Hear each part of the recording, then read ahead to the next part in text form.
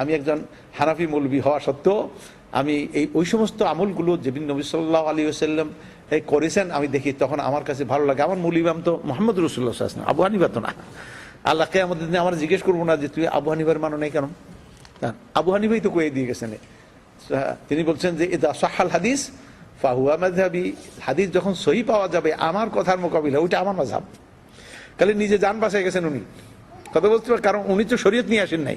শরীয়ত হলো মুহাম্মদ রাসূলুল্লাহ সাল্লাল্লাহু আলাইহি ওয়াসাল্লাম।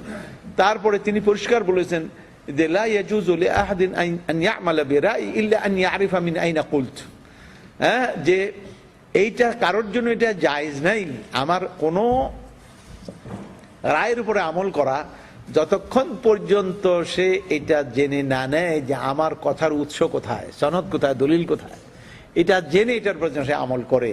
তাহলে আন্দাজি তাকে মানতে নিষেধ করা হয়েছে। আর বিশেষ করে আমরা মৌলবীরা তা আন্দাজি মানতেই পারি না, কেমন দিন ধরবে। আপনাদের মধ্যে অনেকেই আছে যারা শরীয়তের মূলনীতিগুলি পড়েন না, কিছু করেন না, তারা মানলে তার আল্লাহ ছেড়ে দিবেন, যে ওর তো দোষ নাই, ওর যাই হোক ও এতখানি একোয়ার নলেজ একোয়ার করতে পারি নাই, ইচ্ছা থাকা সত্ত্বেও, চেষ্টা থাকা সত্ত্বেও তার আকীদা ভালো ছিল, হুজুর সাল্লাল্লাহু আলাইহি ওয়াসাল্লামকে মূল সারে মনে করেছে।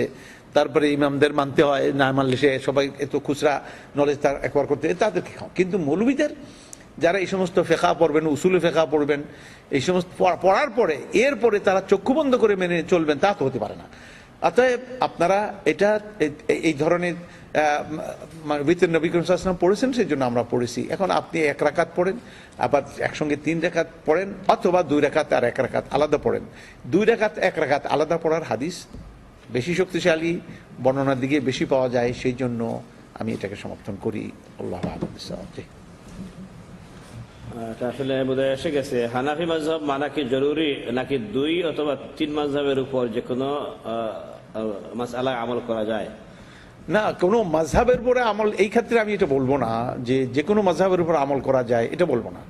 কারণ হানাফি মাযহাব মানা যখন জরুরি না, তো অন্য মাযহাবের কথা আবার বলবো কেন? মূল হলো যে আমি একটা হানাফি মাযহাব মানি, ঠিক আছে, কিন্তু হানাফি মাযহাবের সঙ্গে যখন নবী সাল্লাল্লাহু আলাইহি ওয়াসাল্লামের কোনো ব্যাপার আমরা যখন জেনে ফেলি যে হুজুরের কথার সঙ্গে এই কথাটা মিলছে না, তখন তাৎক্ষণিকভাবে তখন হুজুরের কথার দিকে চলে যেতে হবে।